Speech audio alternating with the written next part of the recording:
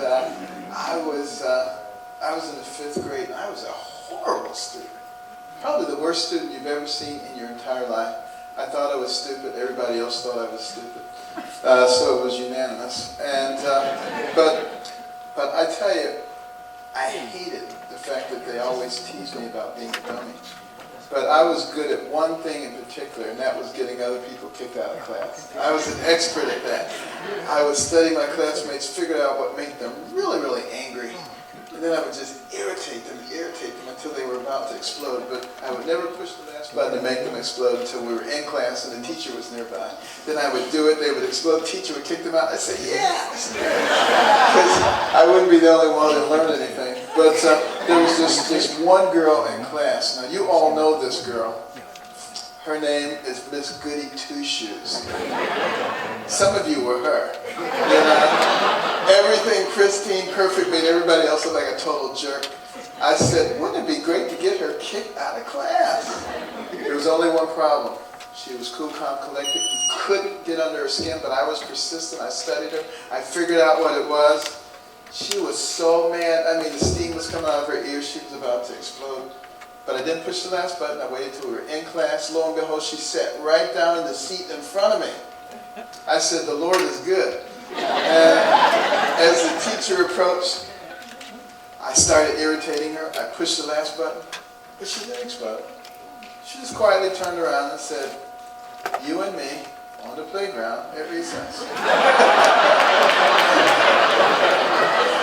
So that didn't work out all that well. You know, I became a neurosurgeon and she became a professional wrestler. But I did stop bothering people after that.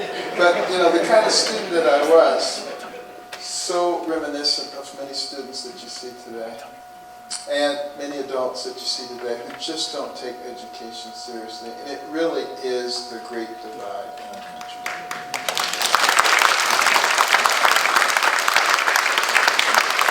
So Doc, tell us a little bit about maybe your brother and then maybe a little bit about your kids and your wife. Well, my brother, Curtis, he's a couple of years older than me, was really served as a role model for me.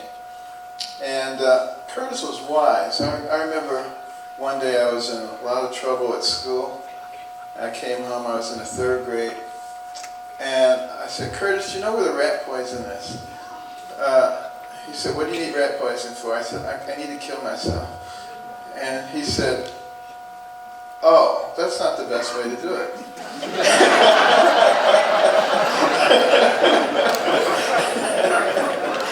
He said, there's a really good way to do it. He said, what you do is you just drink and you drink water until you explode. By the time I got through going to the bathroom, I'd given up the ideal of killing myself. But Curtis went on to become an aeronautical and mechanical engineer. So he's the rocket scientist and I'm the brain surgeon. And you know, he's a terrific guy. And I have 3 sons, Murray, BJ, and Royce.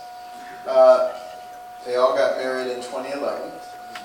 And interestingly, they all said that they didn't want to be a doctor because I worked too hard and that there was an easier way to make a living. So Murray, my oldest, is an engineer. BJ, our middle son, is an entrepreneur. Recently bought his 13th company. And Royce, our youngest son, is a CPA. Come on, that deserves a round of applause right there.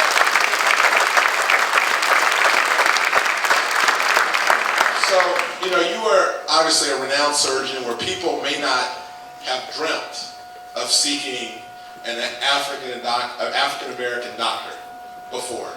And I guess my question for you is, do you ever feel that you help break barriers or the color line? What's that responsibility? I know you have to have a million stories of people coming up and being inspired by you. Well, it was interesting because there were very few black doctors at Hopkins in 1977 when I went there as an intern. And invariably when I would go on the wards, one of the nurses would say, "Mr. Jones is not ready to be taken to the OR yet," assuming that I was an orderly. Wow. And I would say, "Well, gee, I'm sorry he's not ready, but I'm Dr. Carson." And they would turn about 18 shades of red. And I would say, "No need to be embarrassed." I'd be very nice to them, and I'd have a friend for life. Because, you know, what I realized is that from their perspective, the only black man they ever saw come on the wards with scrubs on was an orderly. So why would they think something else? And, you know, sometimes, you know, we get a little bit hypersensitive when maybe we should just start thinking. Now, if they do it a second time, that's a different story. But no one ever did it a second time. And I had friends for life. But I'll tell you what was really interesting. When I was attending early on, and people would come to clinic, and some of them would be rednecks, you could tell, and they'd look at me and everything.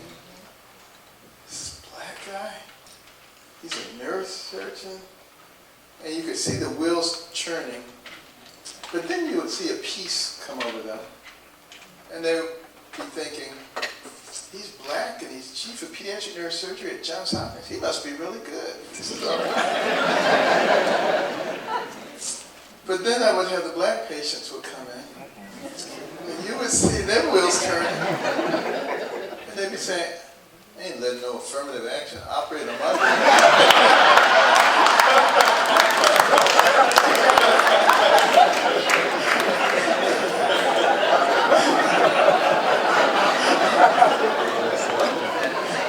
But over the course of time, everybody got on the bandwagon, and sometimes I thought it was kind of humorous because you see all these people, and they would wait forever because I was the only one that they would want to operate on them or their kid.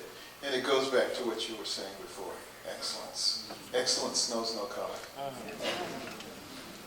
Do y'all realize we in the midst of greatness? Yeah.